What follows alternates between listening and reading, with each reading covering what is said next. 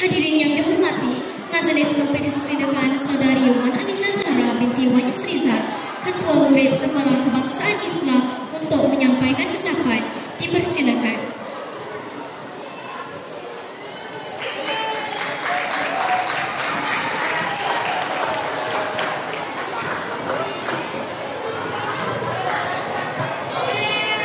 Tolong senyap, tolong hormati majlis. Ini majlis terakhir kita.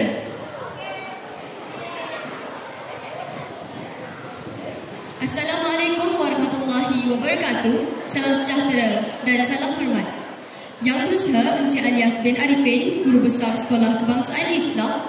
Yang dihormati Barisan Penolong Kanan Sekolah Kebangsaan Islam, Encik Ramizi bin Razali, Penolong Kanan Pentadbiran, Encik Ahmad Zainul Adha bin Muhammad, Penolong Kanan Hal Ehwal Murid, Encik Mazri bin Mad Hussein, Penolong Kanan Co-Curriculum, yang dikasihi guru-guru, tenaga pelajar Sekolah Kebangsaan Islam serta rakan-rakan yang disayangi.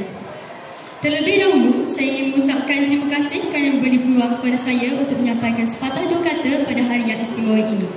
Hari ini merupakan satu hari yang penuh dengan kenangan kerana ia menandakan berakhirnya perjalanan kami di sekolah rendah. Saya mewakili rakan-rakan ingin mengucapkan ribuan terima kasih kepada Tuan Guru Besar dan guru-guru penolong kanan atas kepimpinan dan sokongan yang sentiasa diberikan. Tidak lupa juga kepada semua guru yang telah mendidik, membimbing dan menegur kami dengan penuh kesabaran dan kasih sayang. Segala ilmu dan nasihat cikgu akan kami ingat dan jadikan panduan apabila melangkah ke alam sekolah menengah nanti. Segala amanat cikgu akan kami semai dalam diri buat selamanya. Kepada rakan-rakan, terima kasih atas sahabatan, kerjasama dan semua kenangan manis yang kita cipta bersama. Dari belajar dalam kelas, aktiviti sekolah, sehinggalah gelak tawa yang tidak dapat dilupakan. Semoga persahabatan kita akan kekal walaupun selepas SK Islam, tempat segalanya bermula. Akhir kata, saya ingin mohon maaf sekiranya sepanjang pergaulan dan juga ketika menjalankan tugas sebagai ketua murid dan ketua pengawas terdapat kata-kata atau perbuatan yang kurang menyenangkan cikgu-cikgu dan rakan-rakan sekalian. Sebagai penutup, izinkan saya sampaikan serangkap pantun.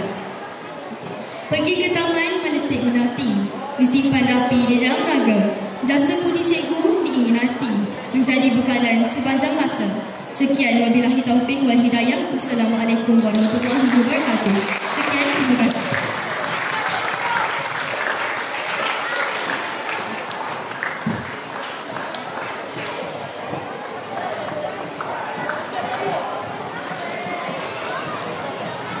Majlis merakamkan ucapan terima kasih kepada Wan Alisha Zahra atas ucapan yang disampaikan itu tadi.